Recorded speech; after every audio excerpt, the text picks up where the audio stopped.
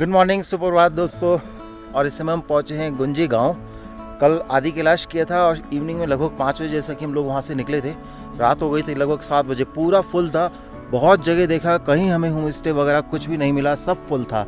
फिर नाभी गाँव के अंदर कुछ लोगों ने होम स्टे बनाए हुए हैं, वहाँ देखा था। सामने हमने अपनी कार खड़ी करी है वो, और यहाँ के प्रधान जी ने बहुत हेल्प की हमारी। लोगों के घरों में कुछ जगह खाली थी, वहाँ पर बेड वगैरह गद्दे वगैरह बिछाकर उन्होंने हमें स्टे दे दिया। काफ़ी लोगों को स्टे दिया इनफैक्ट यहाँ पर। और ये छोटा सा गांव है गुंजी गांव है छोटा सा, जहाँ से आदि कैलाश और ओम पर्वत दोनों जगह के लिए रास्ता जाता है। आदि कैलाश हम कर चुके हैं, ओम पर्वत हम अब करेंगे। यहाँ थोड़ा फ्रेश अप हो लें। भीड़ बहुत आ रही है इस बार आदि कैलाश जी दर्शन के लिए, जिसके कारण यहाँ पर जो छोटे छोटे होम स्टे ऑलरेडी बने हुए हैं प्रॉपर वे में, वहाँ पर भी नहीं मिल पा रही है सीट, जगह नहीं मिल पा रही है, रूम्स नहीं मिल पा रहे हैं। ये सामने कॉमन फैसिलिटीज़ हैं। देखिए मैं बाल्टी लेके आया हूँ और इसमें पानी लेके यहाँ से और नहाऊँगा। ये हिमांशु जी हैं, फ्रेश होके आ रहे हैं। तो दोस्तों फ्रेश हो लिए, नहा लिए। ये यहाँ से हमने गर्म पानी लिया, भैया ने हेल्प की हमारी। गांव में गुंजी गांव में भैया हैं, इनका होम स्टे भी है यहाँ पर। और इन्होंने यहाँ पर हमको, हालांकि हम यहाँ रुके नहीं थे, लेकिन उन्होंने हमें पूरी हेल्प की। गर्म पानी यहाँ से दिया हमें। सरकार की तरफ से बहुत कम फैसिलिटीज़ हैं यहाँ पर। सरकार आदि कैलाश को प्रमोट तो कर रही है, लेकिन फैसिलिटीज़ अभी बहुत कम है यहाँ पर। जो लोकल लेवल पे हो पा रहा है, लोकल पर्सन है, वो लोग फैसिलिटी दे रहे हैं जैसा भी उनसे हो पा रहा है। पानी का कैन मैं यहाँ से भर के लेके जा रहा हूँ गाँव से। क्यों? क्योंकि रास्ते में कहीं पर भी ना हैंडपम्प है, ना पानी की व्यवस्था है। पूरे कुट्टी गाँव में, यानी कि आगे से रोड है, मेन रोड है, सीधे आगे वो वहाँ पर मेन रोड है वहाँ, और यहाँ से नीचे मेन रोड सामने का, वहाँ पर कहीं पर भी पानी नहीं है। और केवल यहाँ गांव में पानी की टंकी है।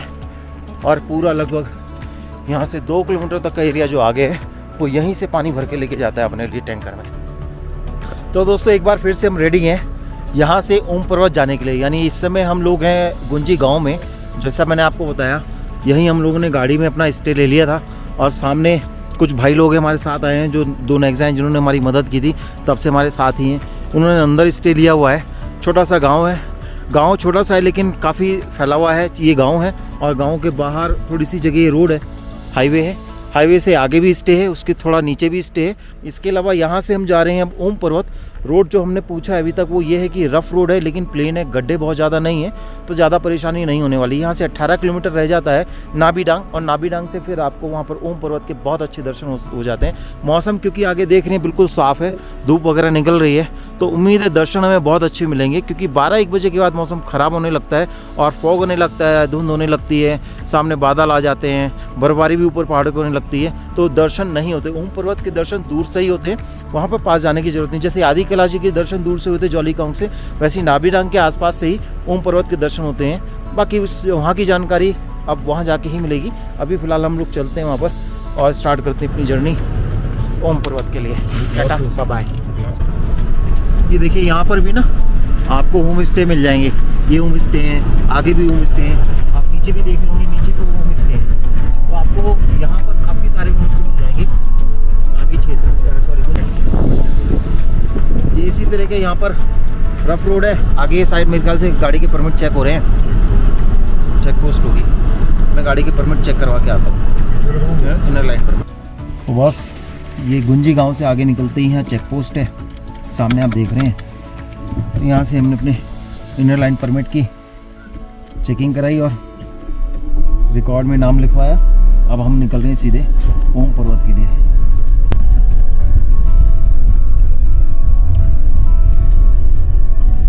इधर से कीचड़ में कहाँ जा रहे हो? उसके ऊपर चढ़ो पहाड़।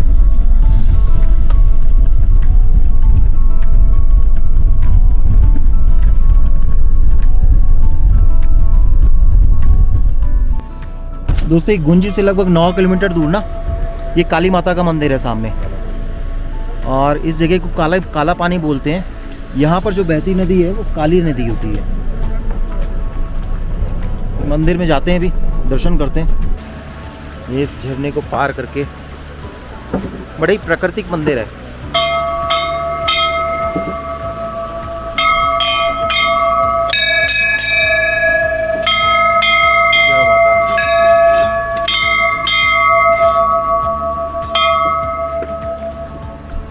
ये काली नदी है। वो सामने प्रांगण है, सामने मंदिर है। मोबाइल ले जाना शायद मना है, इसलिए वीडियोग्राफी यहीं बंद होती है। तो सरकार यहाँ काली माता के दर्शन कर लिए। कहा जाता है यहीं पर काली नदी का और काली माता का उद्गम स्थान है। हमने देखा भी अंदर, हालांकि वीडियोग्राफी मना है तो वो मैं आपको नहीं दिखा पाया, लेकिन वहीं से उद्गम होके अंदर से ही नदी का इस काली नदी का उद्गम होके ये पानी यहाँ आ रहा है और यहाँ से ये काली नदी बन के चलती हैं और साथ में इसीलिए इसका नाम है काला पानी और ये काली माता का मंदिर। बाकी मान्यता क्या है बहुत ज़्यादा तो मुझे नहीं मालूम इस चीज़ की। और ये पूरा प्रांगण है, बहुत सुंदर है, मतलब पहाड़ों के बीच बसा हुआ ये प्राकृतिक मंदिर बहुत अत्यंत शोभायमान है और इसके दर्शन आप अवश्य करें। मैंने कर लिए, आप भी करें। तो दोस्तों हम पहुंच चुके हैं नाभी डांग। सामने नाभी डांग है, ये सारा पार्किंग एरिया है। यहीं पे चेक पोस्ट भी है, एंट्री करानी पड़ती है। उसके बाद आप यहाँ पे आगे थोड़ा सा ट्रैकिंग का पॉइंट है, लगभग 100 मीटर का है। वहाँ से व्यू पॉइंट है ओम पर्वत का और बिल्कुल क्लियर दर्शन हो रहे हैं ओम पर्वत के आज। और सामने देखिए, ओम नमः शिवाय, हर हर महादेव। वो सामने व्यू पॉइंट है। कल वहाँ तो बहुत बुरा हाल हुआ था, लेकिन यहाँ ऐसा नहीं है। हवा चल रही है, जैकेट पहना हुआ है, लेकिन इतनी ज़्यादा ठंड नहीं लग रही। पहुँच गए बिल्कुल लास्ट में व्यू पॉइंट पे और यहाँ से दर्शन हो गए, हमें क्लियर दर्शन हो गए प्रभु ओम दर्शन के। कहते हैं 8 ओम पर्वत है ऐसे, लेकिन अब तक केवल एक ही ओम पर्वत की खोज हो पाई है, वो आपके सामने है। यहाँ पर ये सामने द्वार है, अरे कहीं मुड़ गया यहाँ पर। ये सामने द्वार है और वो सामने प्रभु ओम पर्वत के दर्शन। हर हर महादेव। गजब यार, बिल्कुल क्लियर, मतलब कोई बादल नहीं, कोई धुंध नहीं, क्लियर दर्शन चमकते हुए धूप में। हर हर महादेव।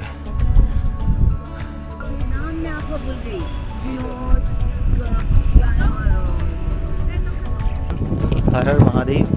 जल चढ़ाने की व्यवस्था तो यहाँ नहीं हो पाई, बस नमन किया प्रभु को और वो सामने फिर दर्शन किए, साक्षात ओम दर्शन किए, बिल्कुल क्लियर दर्शन प्रभु भोलेनाथ जी की। हमारे शिव जी के भक्त हिमांशु जी देखो यहाँ बैठे हैं, साक्षात दर्शन कर रहे हैं अकेले अकेले। आदि कैलाश जी के दर्शन किए और उसके बाद साक्षात प्रभु शिव के दर्शन किए ओम के रूप में सामने, और बस निहार रहे हैं बैठे बैठे। सही समय पे पहुंच गए हैं। आगे की प्लानिंग धारचूला जाने की है, डायरेक्ट यहाँ पर।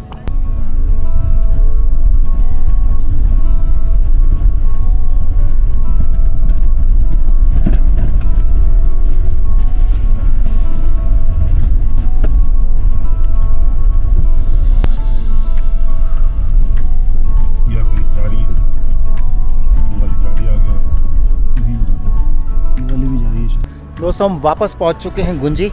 इनफैक्ट मैंने आपको गलत इन्फॉर्मेशन दी थी, जहां हम रुके थे ना ये वाली जगह, ये नपलचू है। गुंजी वो पार करके उधर ही है, ओम पर्वत की साइड पे गए थे ना, तो मैंने गुंजी बताया। गुंजी गांव और गुंजी वही है। ये जो जगह है जो हम लोग धारचूला से इधर आते हैं और पुल क्रॉस करने से पहले, इसका नाम है नपलचू। और यहाँ दोबारा हम रुके हैं दोपहर के भोजन के लिए। हमने अपना भोजन तैयार कर लिया है, गाड़ी हमारी रेडी। हालांकि ये आप कलर पे ना जाएं, सफ़ेद दिख रही होगी, काली गाड़ी है। ये वही काली गाड़ी है जिससे हम आए थे क्वेटा। तो दोस्तों ये थी मेरी आदि कैलाश ओम पर्वत की छोटी सी जर्नी जो मैंने अपनी कार कैंपिंग के थ्रू की। कार कैंपिंग बोले तो हमने अपना सारा स्टे, जितने भी हमने स्टे लिए वो अपनी कार कैंपिंग कार के अंदर ही लिए। एक स्टे हमने धारचूले में जरूर लिया था होटल में, उसका रीजन भी मैंने आपको बताया। इसके अलावा जो भी फूड या मील हमने अपने यूज किया, खाया, वो सब हमने अपनी कार किचन में बनाया, जो कि आपने देखा भी होगा। तो आप कुछ जरूरी बातें इस टूर से रिलेटेड, इस जर्नी से रिलेटेड कर लेते हैं। जैसे यदि आप आदि कैलाश ओम पर्वत की यात्रा बाई रोड करना चाहते हैं तो उसके लिए आपको सबसे पहले आना पड़ता है धारचूला में। धारचूला उत्तराखंड के पूर्वी हिस्से में पिथौरागढ़ के पास पड़ता है और ये भारत नेपाल सीमा के पास ही स्थित है, यानी कि कंट्री बॉर्डर पर स्थित है। और क्योंकि कंट्री बॉर्डर पर स्थित है, इसीलिए आपको आदि कैलाश या ओम पर्वत यात्रा के लिए इनर लाइन परमिट की जरूरत पड़ती है, जो कि मिलता है आपको धारचूला से। इस इनर लाइन परमिट के लिए आपको क्या क्या डॉक्यूमेंट जरूरी है? सबसे पहले तो आपकी आईडी जरूरी है, उसके बाद आपका हेल्थ सर्टिफिकेट जरूरी है, हेल्थ का 7 दिन से पुराना नहीं होना चाहिए। इसके अलावा धारचूला पुलिस चौकी से आपको पुलिस वेरिफिकेशन भी कराना पड़ता है। ये 3 डॉक्यूमेंट अब आपके पास हो गए। इन 3 डॉक्यूमेंट यानी कि आपकी आईडी, हेल्थ सर्टिफिकेट और पुलिस वेरिफिकेशन, ये तीनों लेके आप जाते हैं एसडीएम ऑफिस, जहाँ पे काफी सारे एजेंट बैठे हैं जो आपकी हेल्प कर देते हैं और ये सारे डॉक्यूमेंट अपलोड कर देते हैं धारचूला की वेबसाइट पर यानी उत्तराखंड की वेबसाइट पर, और वहां से फिर आपको एसडीएम से इनर लाइन परमिट मिल जाता है। ये इनर लाइन परमिट 7 दिन के लिए वैलिड होता है, यानी 7 दिन के अंदर आपको आदि कैलाश ओम पर्वत की यात्रा करके वापस धारचूला। बाय रोड आदि कैलाश यात्रा करने के लिए आपको जो सुटेबल टाइम होता है मई से लेकर अक्टूबर तक रहता है, और जो गवर्नमेंट ऑथराइज करती है वो भी लगभग मई के आसपास डेट डिक्लेयर करती है कि इस डेट से इस डेट तक वो आदि कैलाश यात्रा बाय रोड चालू रहती है।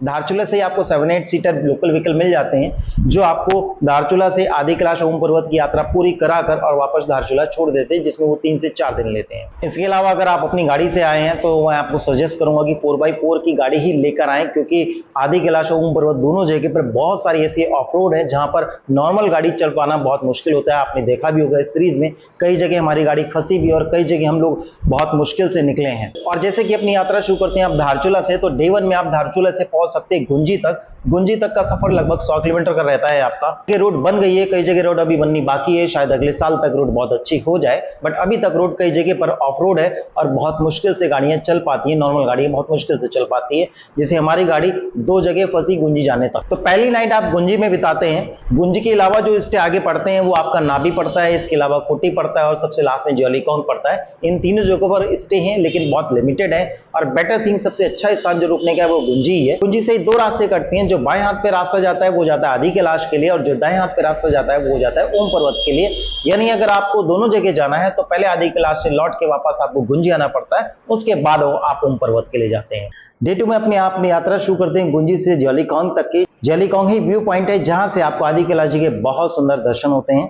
गुंजी से ज्वालीकॉन्ग तक की दूरी लगभग 48 किलोमीटर की है और रोड लगभग सही है। जैसे पीछे गुंजी तक की, धारचूला से गुंजी तक की रोड थी वैसी तो नहीं है, वो ज्यादा रफ रोड थी, जल्दी इससे आगे की रोड काफी सही बन चुकी है। बट ऑक्सीजन की कई जगह पे बहुत कमी रहती है, जिसके कारण गाड़ी कम्यूट नहीं हो पाती, कम्यूशन नहीं ले पाती, और वहां पर हमें 4x4 की कमी खलती है। गुंजी से आप अपनी यात्रा अर्ली मॉर्निंग जितनी जल्दी हो सके शुरू करें, ताकि आप 9:30-10 बजे तक ज्वालीकॉन्ग तक पहुंच जाएं। इसका रीजन ये है कि हिल एरिया में ज्यादातर 12 से 1 बजे के बाद मौसम खराब हो जाता है, तो ऐसे समय पर आदि कैलाश जी में बादल आ जाते हैं और बादलों के कारण आपको दर्शन ठीक से नहीं हो पाएंगे, जो कि बिल्कुल भी अच्छा नहीं लगेगा। अगर आप यहां से आदि कैलाश जी के दर्शन के लिए गए तो अच्छे दर्शन हो, इसके लिए आपको गुंजी से जल्दी निकलना है।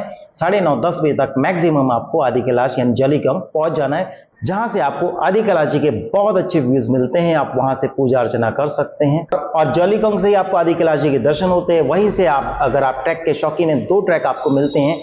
ज्वालीकॉन्ग से दाएं हाथ पे जाएंगे तो 1.5 किलोमीटर लंबा आपको मिलता है पार्वती लेक। पार्वती लेक के ऊपर एक छोटा सा मंदिर है और बहुत सुंदर शांत झील है, पार्वती झील। इसी छोटे मंदिर से मोदी जी ने सबसे पहले आदि कैलाश जी के दर्शन किए थे, वहां पूजा अर्चना की थी।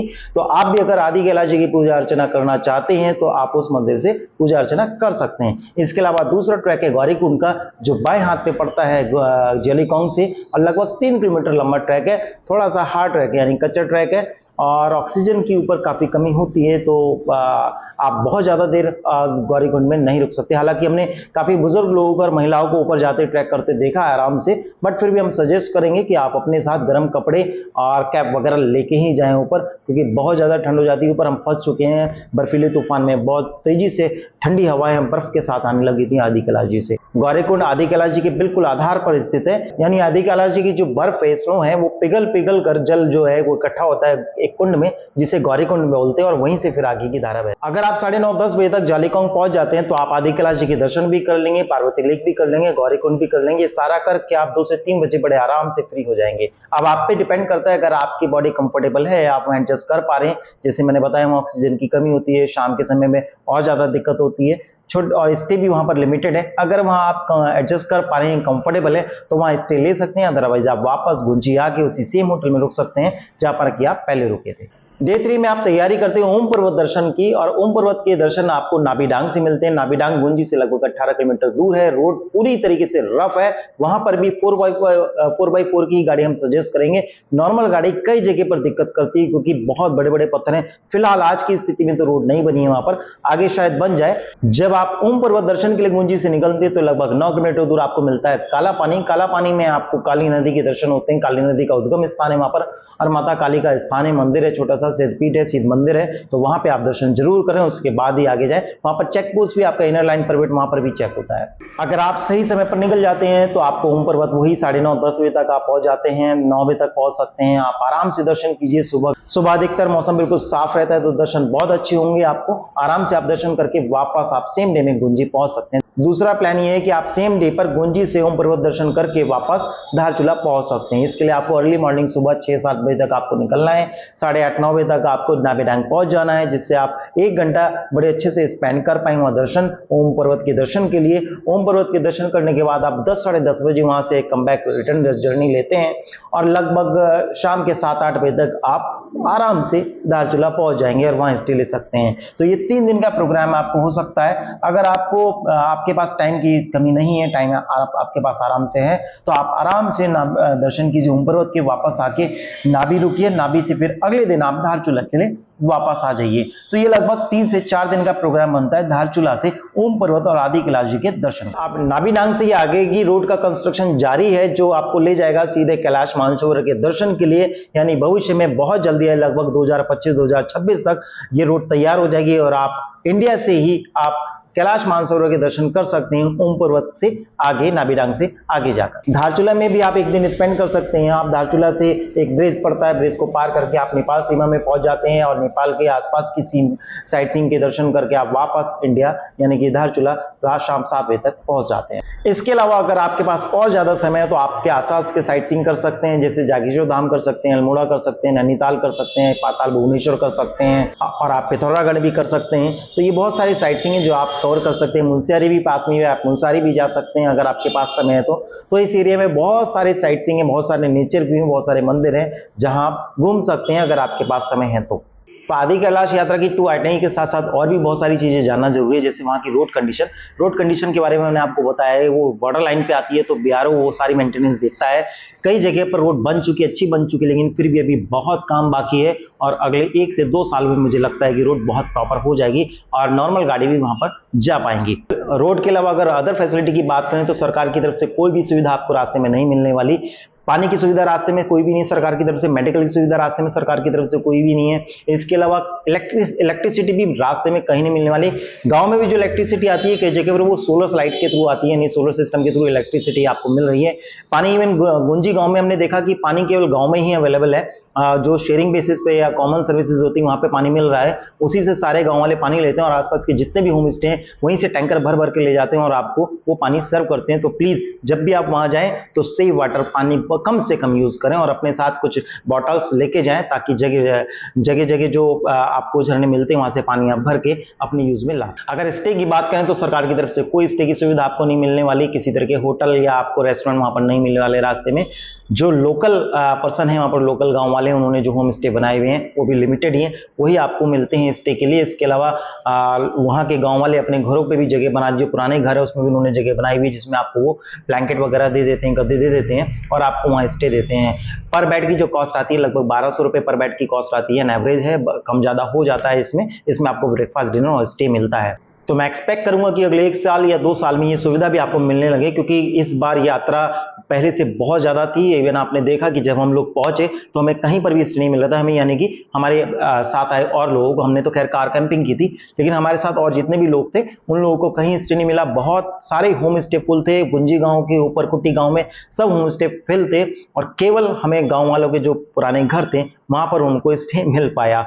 तो इस तरह की ये कंडीशन है आज की डेट में। आगे फ्यूचर में डेफिनेटली बहुत अच्छी सुविधा वहां होने वाली है और बहुत अच्छी कैलाश यात्रा बनने वाली है। 4 धाम की तर्ज पर उत्तराखंड में उस रीजन में भी एक बहुत अच्छी यात्रा कैलाश यात्रा, कैलाश मानसरोवर यात्रा और ओम पर्वत के दर्शन आपको मिलने वाले हैं। तो मेरी ये आदि कैलाश यात्रा की सीरीज और मेरे द्वारा दी गई जानकारी आपको कैसी लगी आप कमेंट बॉक्स में लिख के जरूर बताइएगा। अगर ये सीरीज आपको अच्छी लगी है तो लाइक और शेयर जरूर कीजिएगा। शेयर करने से क्या होता है ना कि जितने लोग और आदि कैलाश जाना चाहते हैं, आपके कुलीग से, आपके जानने वाले हैं, अगर वो आदि कैलाश यात्रा के लिए अपने से जाना चाहते हैं तो उनको जारी जानकारी मिल जाती है, उनका टूर अच्छे से प्लान हो पाता है, चाहे वो हमारे थ्रू हो चाहे वो खुद बनाए। तो जानकारी से उनको थोड़ा सा आइडिया लग जाता है कि ये यात्रा कैसी होने वाली है और कैसे कैसे प्रिपरेशन करनी है इस यात्रा के लिए। जल्दी ही मिलते हैं नेपाल सीरीज में, क्योंकि इसके बाद आदि कैलाश जी के बाद मैं नेपाल यात्रा में गया था एक टूर लेकर, वहां पर भी मैंने आपको नेपाल की जानकारी देने के लिए वीडियो बनाई है जो आगे आने वाली सीरीज में आपको मिलने वाली है। तब तक के लिए करते हैं टाटा बाय बाय, नमस्कार।